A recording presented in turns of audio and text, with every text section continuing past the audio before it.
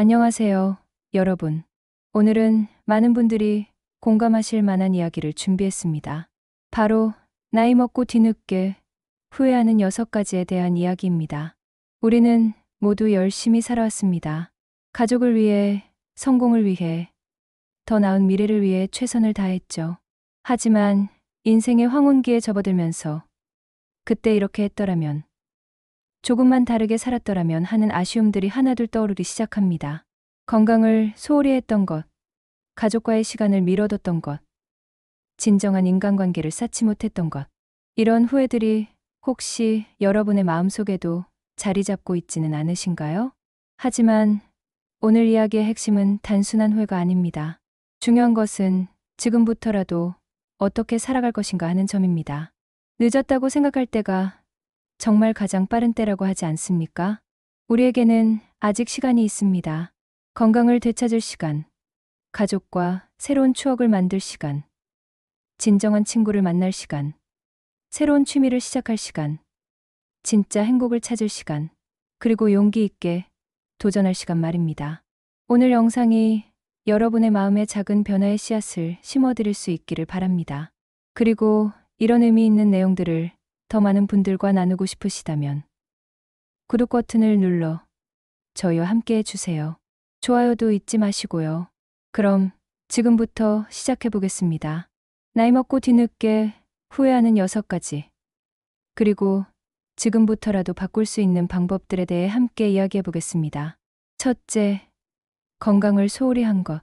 우리는 젊었을 때 자신의 몸을 마치 영원히 고장나지 않을 기계처럼 여겼습니다.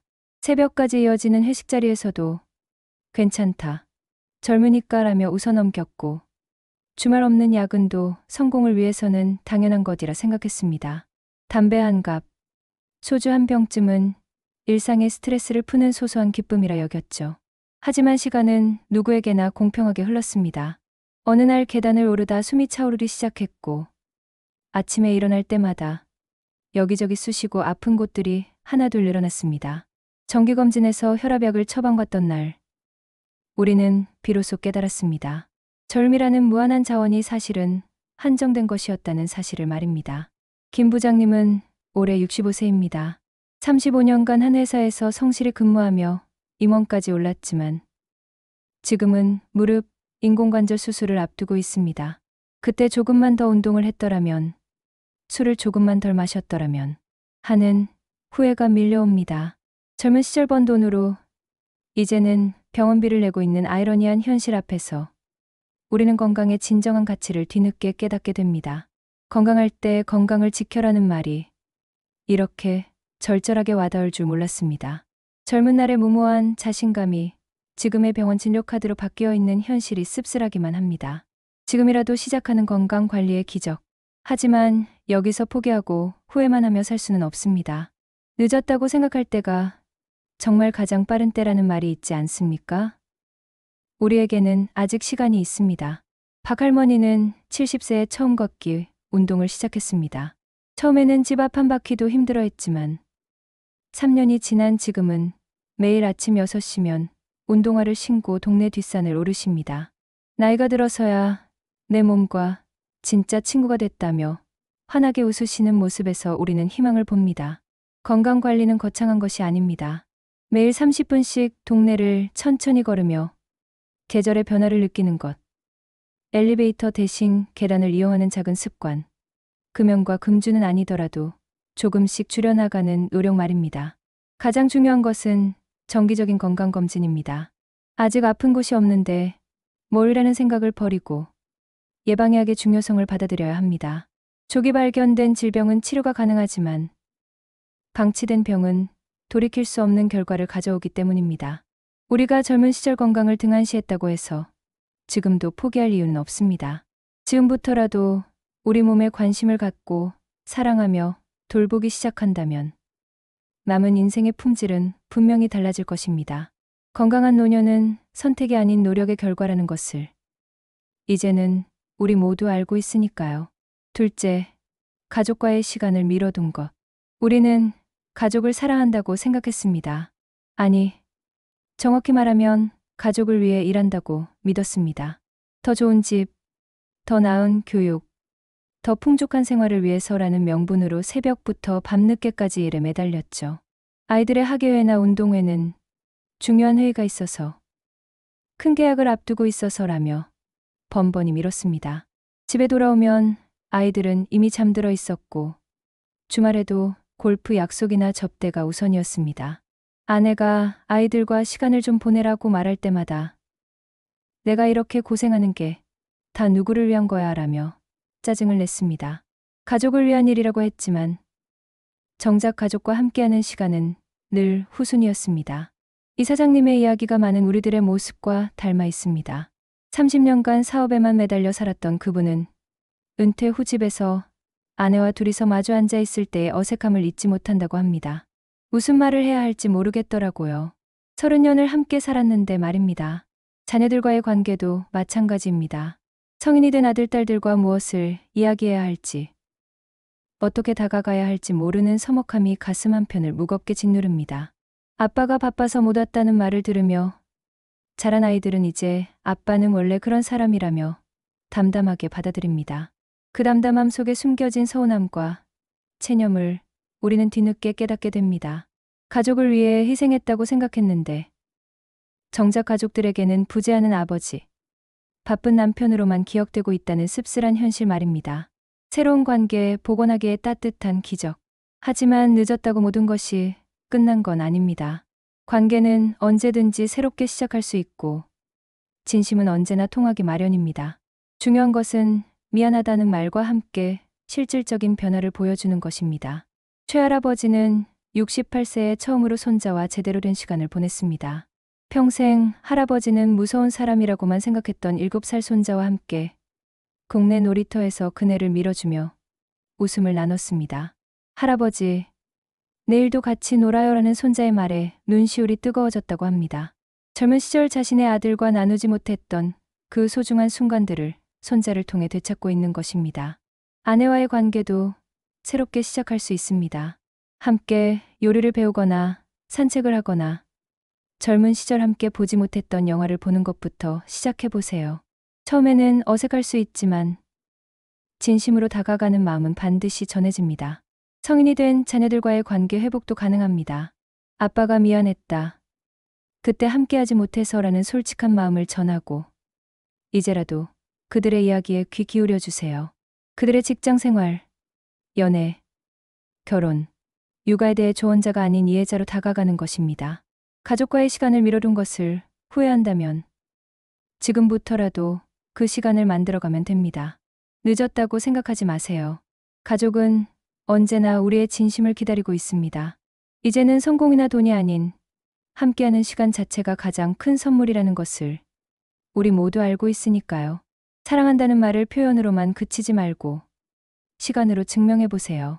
그 시간들이 쌓여 우리 인생의 진짜 보물이 될 것입니다. 셋째, 진정한 인간관계를 쌓지 못한 것.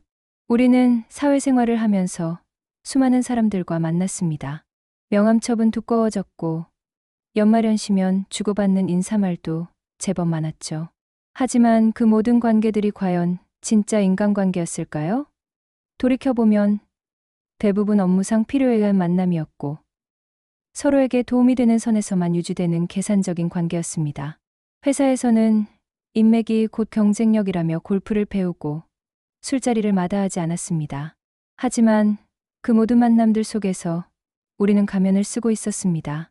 진짜 내 모습이 아닌 상대방이 원하는 모습으로 연기하며 살았던 것입니다.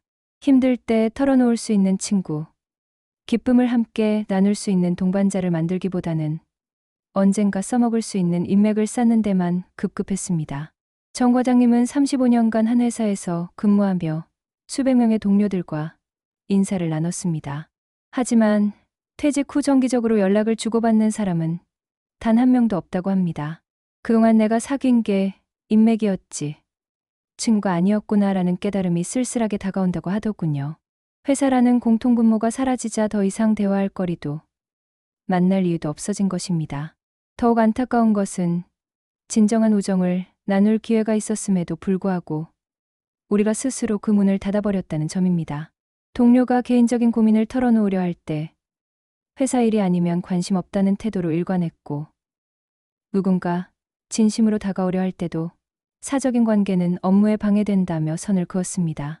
친구란 서로의 성공을 축하해주고 실패했을 때 위로해주며 아무 조건 없이 그냥 함께 시간을 보낼 수 있는 사람입니다. 하지만 우리는 그런 관계보다는 쓸모있는 관계만을 추구했습니다. 그 결과 은퇴 후 집에 혼자 앉아 진짜 친구가 한 명도 없구나라는 공허함에 휩싸이게 된 것입니다. 늦은 나이에 진정한 우정. 아직 늦지 않았습니다. 하지만 인생의 황혼기에 접어들었다고 해서 새로운 우정을 만들 수 없는 건 아닙니다. 오히려 이제야 진정한 친구를 사귈 수 있는 최적의 시기가 왔다고 볼 수도 있습니다.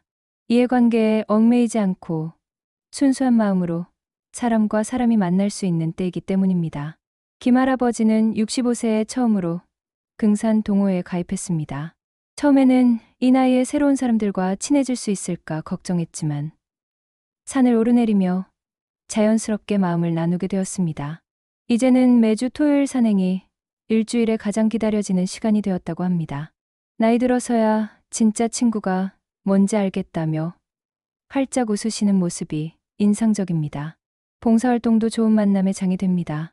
함께 좋은 일을 하다 보면 자연스럽게 마음이 통하게 되고 서로의 진솔한 모습을 보게 됩니다. 복지관에서 홀몸 어르신들께 도시락을 전달하는 봉사를 하시는 박할머니는 봉사하러 갔다가 오히려 내다 더 큰 선물을 받고 온다고 말씀하십니다. 함께 봉사하는 분들과 나누는 따뜻한 대화와 웃음이 그 어떤 사교, 모임보다 값지다는 것입니다. 취미 활동도 마찬가지입니다. 서예, 요가, 사진, 독서 모임 등 내가 정말 좋아하는 것들을 통해 만난 사람들과는 자연스럽게 깊은 이야기를 나눌 수 있습니다. 공통된 관심사가 있으니 대화도 쉽고 서로의 취향과 가치관을 이해하게 되면서 진정한 동반자가 될 수 있습니다. 가장 중요한 것은 마음을 여는 것입니다. 더 이상 상대방이 나에게 어떤 도움을 줄 수 있는지 계산하지 말고 그냥 순수하게 그 사람 자체에 관심을 가져보세요. 나이, 학벌, 재산, 지위 같은 것들로 사람을 평가하지 말고 그저 인간 대 인간으로 만나는 것입니다. 늦은 나이에 만난 친구는 더욱 소중합니다. 서로의 인생 경험이 풍부하기 때문에 나눌 이야기도 많고 세상을 보는 깊이도 다르거든요. 무엇보다 이제는 서로에게 진심으로 다가갈 수 있는 여유와 지혜가 생겼습니다. 진정한 인간관계를 쌓지 못한 것을 후회한다면 지금부터라도 시작해보세요. 마음을 열고 진심으로 다가가면 분명히 좋은 사람들을 만날 수 있을 것입니다. 나이는 숫자일 뿐, 우정에는 때가 따로 없으니까요. 넷째, 자신만의 취미나 특기를 개발하지 않은 것. 우리는 평생을 일 중심으로 살아왔습니다. 월요일부터 금요일까지는 회사에서, 주말에는 밀린 업무를 처리하거나 다음 주를 준비하는 시간으로 보냈죠. 취미가 뭐냐 하는 질문에 골프라고 답했지만 그마저도 접대의 연장선이었을 뿐 진정한 즐거움을 위한 것은 아니었습니다. 나중에 시간 나면 해야지라며 미뤄둔 것들이 한두 가지가 아니었는데 그 나중에는 결국 오지 않았습니다. 젊은 시절 친구들이 기타를 치거나 그림을 그릴 때 그런 거 해봤자 돈이 되냐며 코웃음 쳤던 기억이 있습니다. 실용적이지 않은 것들은 모두 시간 낭비라고 생각했죠. 오직 승진과 연봉 인상에 도움이 되는 것들, 영어 공부나 자격증 취득 같은 것들에만 시간을 투자했습니다. 하지만 은퇴 후 찾아온 현실은 달랐습니다. 갑자기 주어진 하루 24시간을 어떻게 보내야 할지 막막했습니다. 40년 가까이 회사라는 틀 속에서 주어진 일만 하다가 갑자기 스스로 시간을 채워나가야 하는 상황에 직면한 것입니다. 텔레비전을 보거나 신문을 읽는 것만으로는 하루가 너무 길고 지루했습니다. 장 부장님은 은퇴 후 3개월 만에 우울증 진단을 받았습니다. 할 일이 없으니까 내가 쓸모없는 사람 같더라고요. 아침에 일어날 이유도 없고 기대할 것도 없고 평생을 바쁘게 살아온 분이 갑자기 찾아온 무료함과 공허함을 감당하지 못한 것입니다. 뭔가 배우고 싶어도 이 나이에 새로운 걸 시작하기엔 너무 늦었다는 생각에 시도조차 하지 못했다고 합니다. 더 안타까운 것은 젊은 시절 한 번쯤 해보고 싶었던 일들을 기억조차 하지 못한다는 점입니다. 너무 오랫동안 해야 하는 일에만 집중하다 보니 하고 싶은 일이 무엇인지 잊어버린 것입니다. 내가 진짜 좋아하는 게 뭔지, 무엇을 할 때 행복한지 모르는 채로 인생의 황혼기에 접어든 것입니다. 인생 이막의 새로운 열정. 늦어도 괜찮습니다. 하지만 새로운 것을 배우고 즐기기에 늦은 나이란 없습니다. 오히려 이제야 진정으로 자신을 위한 시간을 가질 수 있게 된 것입니다. 성과나 결과에 대한 부담 없이 순수하게 즐거움만을 위해 무언가를 할 수 있는 특권을 얻은 셈입니다. 이 할머니는 70세에 서예를 시작했습니다. 처음에는 붓을 잡는 것조차 어색했지만 먹을 갈고 한 획 한 획 정성스럽게 쓰는 시간이 명상과 같은 평온함을 준다고 합니다. 3년이 지난 지금은 동네 문화센터에서 서예를 가르치고 계십니다. 글씨가 이렇게 마음을 차분하게 해주는 줄 몰랐어요. 젊었을 때 알았더라면 스트레스를 덜 받았을 텐데요 라며 웃으시는 모습이 인상적입니다. 음악도 마찬가지입니다. 박할아버지는 65세에 처음 기타를 잡았습니다. 손가락이 뻣뻣해서 코드 잡기가 어려웠지만 매일 30분씩 연습한 결과 이제는 손자에게 동요를 불러주며 기타를 쳐주십니다. 손자가 할아버지 멋있다고 할 때 정말 기분이 좋더라고요. 이렇게 행복할 줄 몰랐습니다. 요리, 원예, 사진, 독서, 그림 그리기. 선택할 수 있는 취미는 무궁무진합니다. 중요한 것은 완벽하게 하려고 하지 않는 것입니다. 프로가 되려는 게 아니라 즐기는 것이 목적이니까요. 서툴러도 괜찮고 느려도 괜찮습니다. 특히 손으로 만드는 활동들은 치매 예방에도 도움이 됩니다. 뜨개질, 목공예, 도자기 만들기 같은 것들은 손과 머리를 동시에 사용하게 해서 두뇌 활동을 활발하게 만들어줍니다. 건강도 챙기고 취미도 즐길 수 있으니 일석이조인 셈입니다. 동호회나 동아리에 가입하는 것도 좋은 방법입니다. 혼자 하기 어려운 일도 여러 사람과 함께하면 쉬워지고 무엇보다 같은 관심사를 가진 사람들과 새로운 인간관계를 맺을 수 있습니다. 서로 격려하고 정보를 공유하면서 더 빠르게 실력도 늘고 재미도 커집니다. 가장 중요한 것은 시작하는 용기입니다. 이 나이에 뭘 해봤자라는 생각을 버리고 지금이라도 해보자는 마음으로 첫걸음을 떼는 것입니다. 완벽하지 않아도 괜찮습니다. 서툴러도 상관없습니다. 즐거우면 되는 거니까요. 인생의 이막에서 새로운 열정을 찾은 분들을 보면 모두 활기차고 생동감이 넘칩니다. 나이는 숫자일 뿐 배움과 성장에는 나이 제한이 없다는 것을 몸소 보여주고 계십니다. 우리도 늦었다고 생각하지 말고 지금부터라도 내가 정말 하고 싶었던 일, 즐거운 일을 찾아 시작해봅시다.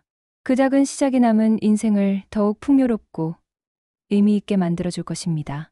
5째, 돈의 노예가 되어 살아온 것. 우리는 돈이야말로 행복의 척도이자 성공의 증명이라고 믿었습니다. 돈이 전부는 아니지만 없으면 아무것도 할 수 없다는 말을 입에 달고 살면서 조금 더 벌기 위해 야근을 마다하지 않았고 더 많은 수입을 위해 주말도 포기했습니다. 통장 잔고가 늘어날 때마다 뿌듯했고 연봉이 오를 때마다 세상을 다 가진 듯한 기분이 들었죠. 하지만 그 과정에서 우리는 무엇을 잃었을까요? 가족과의 소중한 시간, 친구들과의 진정한 우정, 자연을 만끽할 수 있는 여유, 그리고 무엇보다 내 자신의 진정한 모습을 잃어버렸습니다. 돈을 벌기 위해 하기 싫은 일도 참고 견뎠고 마음에 들지 않는 사람들과도 억지로 웃으며 지냈습니다. 나중에 돈 좀 모으면 여행도 가고 취미도 즐기고 가족과도 시간을 보내겠다고 생각했지만 그 나중에는 계속 미뤄지기만 했습니다. 목표 금액을 달성하면 또 다른 목표가 생겼고 더 많이 벌수록 더 많이 필요하다는 느낌만 커져갔습니다.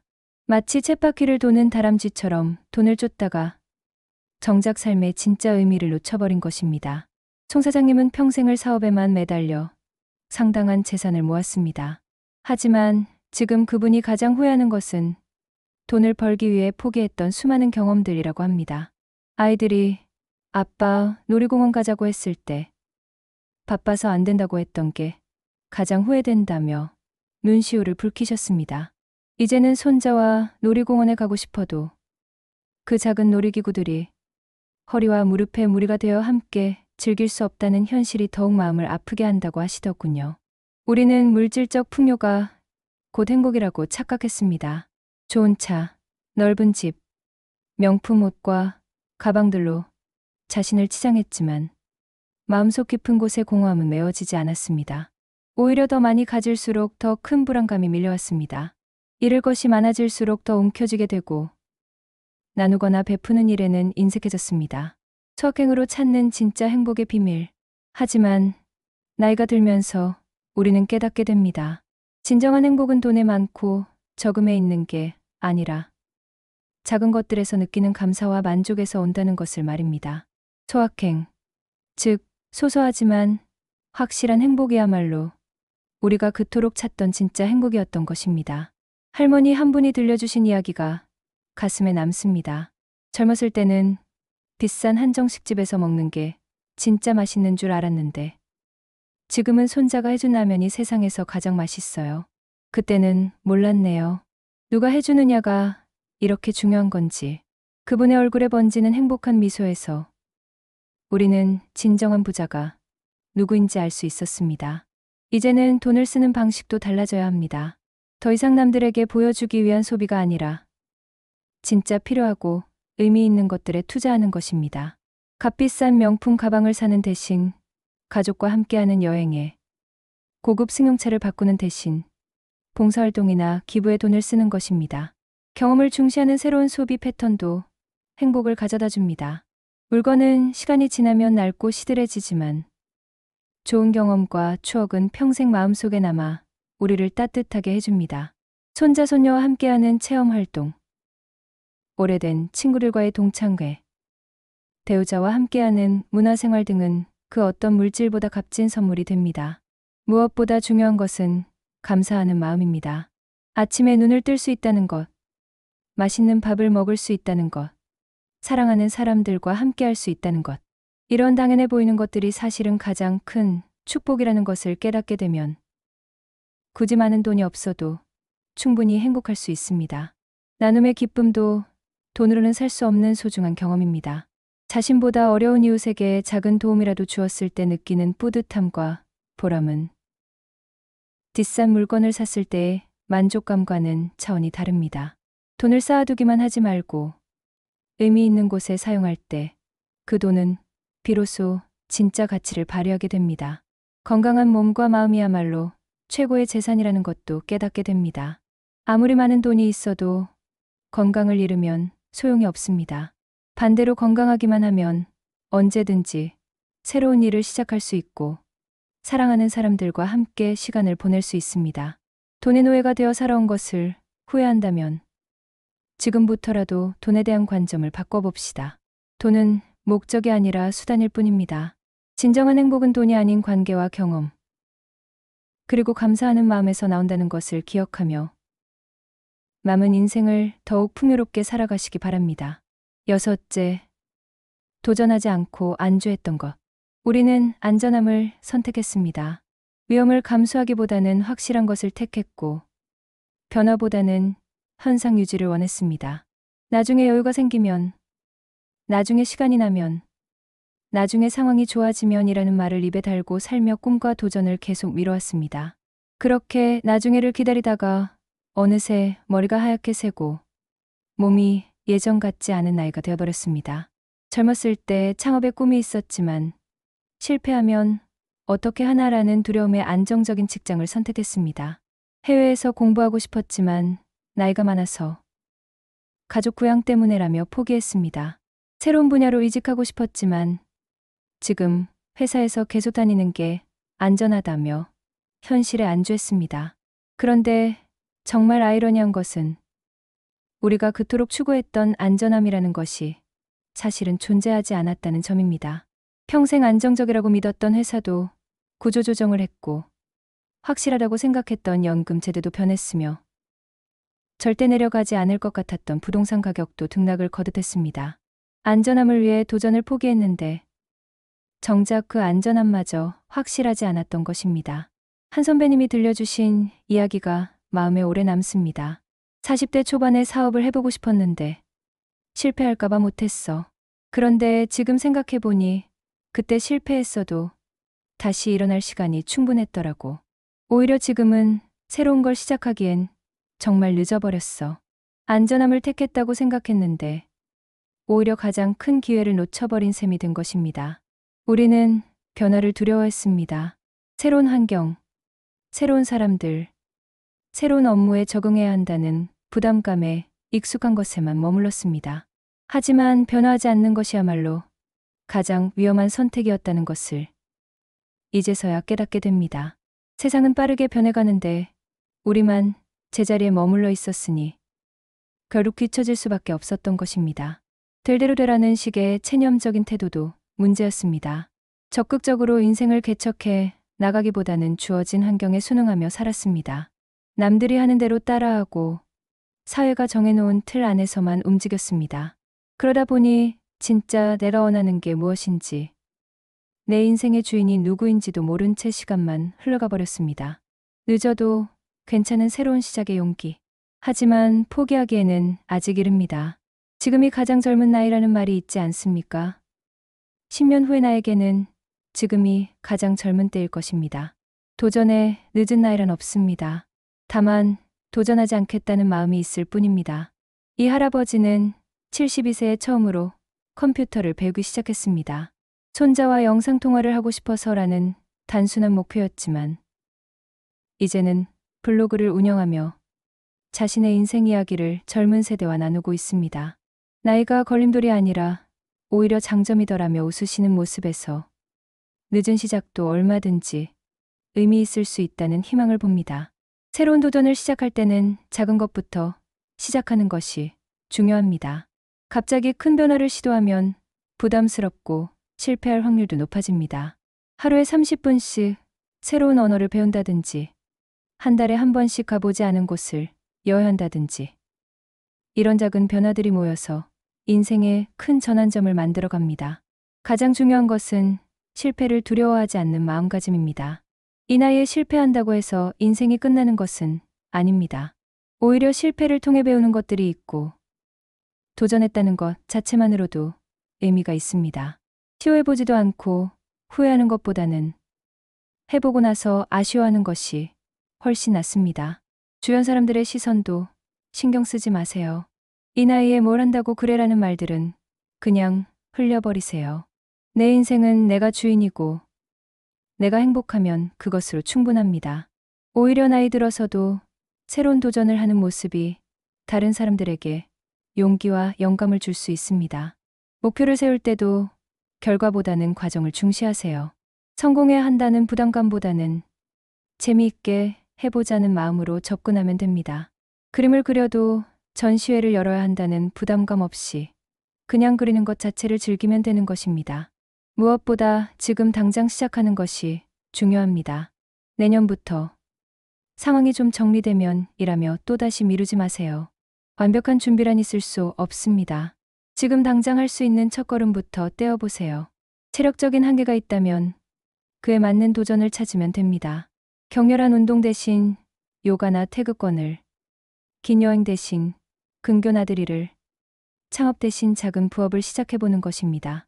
나이에 맞는 적절한 도전이면 충분합니다.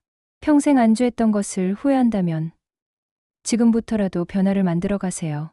작은 도전이라도 좋습니다. 새로운 경험이라도 괜찮습니다. 중요한 것은 움직이기 시작하는 것입니다.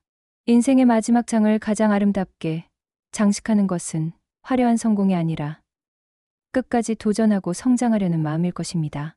늦었다고 생각하지 마세요. 지금이 바로 새로운 시작의 때입니다.